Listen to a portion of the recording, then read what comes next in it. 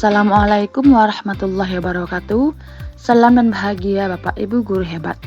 Pada video presentasi ini, kami akan memaparkan hasil diskusi kerja kelompok tentang menganalisis implementasi pembelajaran berdiferensiasi pada ruang kolaborasi modul 2.1.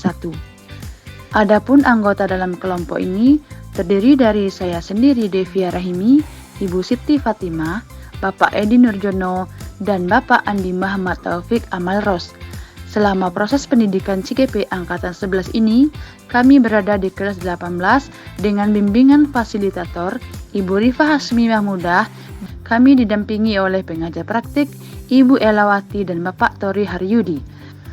Berikut adalah hasil analisis implementasi pembelajaran berdiferensiasi tingkat SMP yang akan dijabarkan oleh rekan-rekan saya di kelompok 2. Selamat menyaksikan.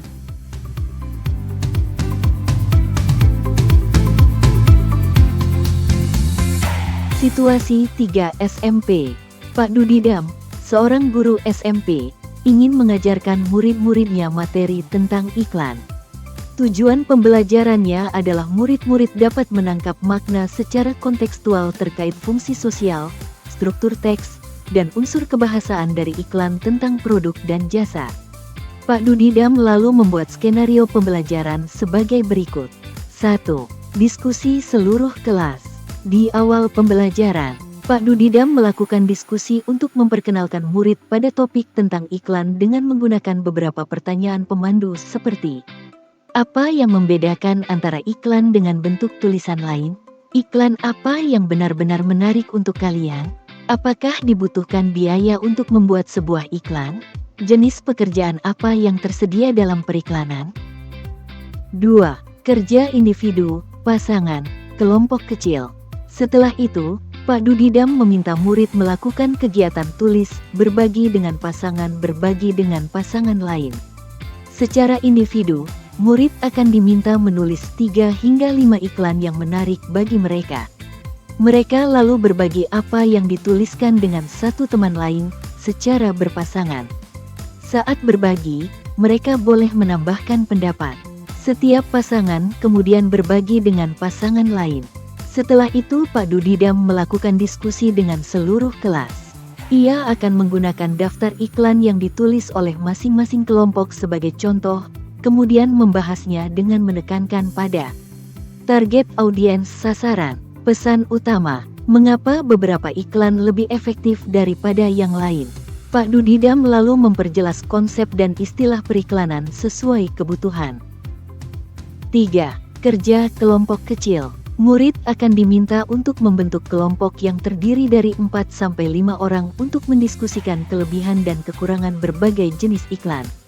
Setiap kelompok akan diberikan selembar kertas dan bekerja di meja mereka. Setiap lembar kertas grafik memiliki T-chart untuk menuliskan kelebihan dan kekurangan untuk jenis iklan tertentu, misalnya radio, TV, internet, cetak, billboard. Setiap kelompok akan melakukan brainstorming dan mencatat 2 kelebihan dan 2 kekurangan dari jenis iklan tertentu. Dengan menggunakan isyarat yang diberikan guru, setiap kelompok kemudian pindah ke meja kelompok lain. Mereka membaca masukan yang telah ditulis sebelumnya dan menambahkan 2 kelebihan dan kekurangan lagi. Terus berlanjut demikian, sampai setiap kelompok memiliki kesempatan untuk membahas semua jenis iklan. 4. Pak Dudidam lalu mengumpulkan kembali murid sebagai satu kelompok besar. Ia lalu memfasilitasi diskusi yang diperlukan untuk memperjelas atau memperluas pemahaman konsep seperti target audiens, kejelasan pesan, dan penggunaan fitur kebahasaan dan desain seperti pemilihan judul, teks, gambar, dan format. 5. Pak Dudidam lalu memberikan tugas individu. Ia membedakan penugasannya sesuai dengan kemampuan murid.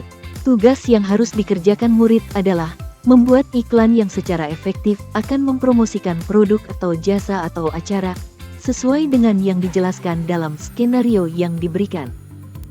6. Pak Dudidam menetapkan skenario tugas yang berjenjang sesuai dengan pengetahuan dan pemahaman konsep murid-muridnya. Perbedaan skenarionya adalah Skenario 1 bersifat lebih konkret dan terstruktur dengan petunjuk langkah demi langkah dan mencakup semua informasi yang diperlukan untuk menyelesaikan tugas.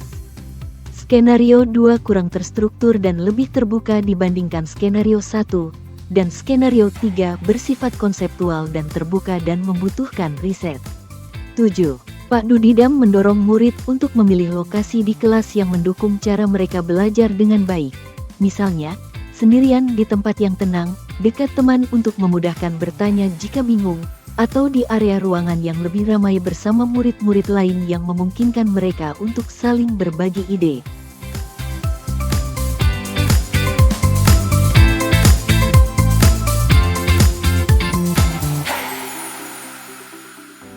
Dari skenario pembelajaran yang telah ditelaah pada situasi 3 SMP, apakah kebutuhan belajar murid yang berusaha dipenuhi oleh Pak Dudidam? Kesiapan belajar murid, minat murid, dan profil murid. Dari skenario pembelajaran yang telah ditelaah pada situasi 3 SMP, bagaimana cara Pak Dudidam menentukan kebutuhan belajar murid? Dari skenario tersebut, Pak Dudidam berusaha memenuhi kebutuhan belajar muridnya dengan cara 1. Kesiapan murid. Di awal pembelajaran, Pak Dudidam melakukan diskusi untuk memperkenalkan muridnya pada topik tentang iklan dengan menggunakan beberapa pertanyaan pemandu.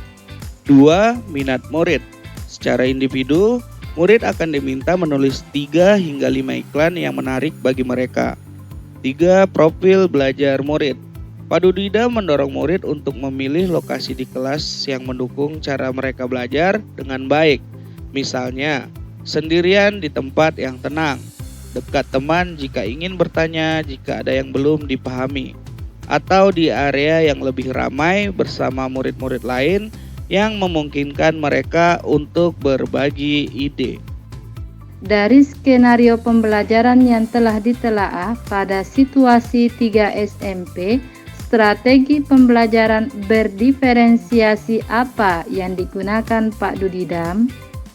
Diferensiasi konten dengan menyediakan bermacam-macam jenis iklan dari radio, TV, internet, dan billboard. Diferensiasi proses.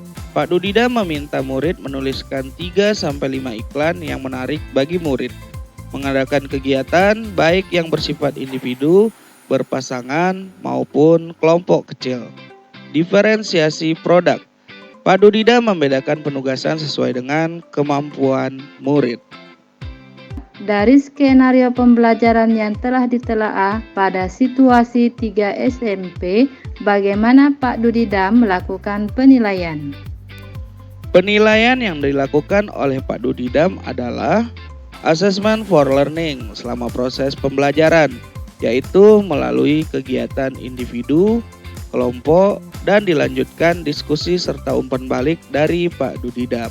Proses penilaiannya ada pada skenario poin 1, menanya, dan poin 2 sampai dengan 4, berdiskusi. Ini merupakan penilaian formatif. Penilaian assessment of learning yang dilakukan Pak Dudidam adalah memberikan tugas individu membuat iklan sesuai dengan skenario.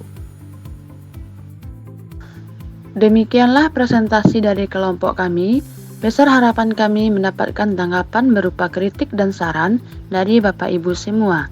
Salam dan bahagia, tergerak, bergerak, dan menggerakkan. Wassalamualaikum warahmatullahi wabarakatuh.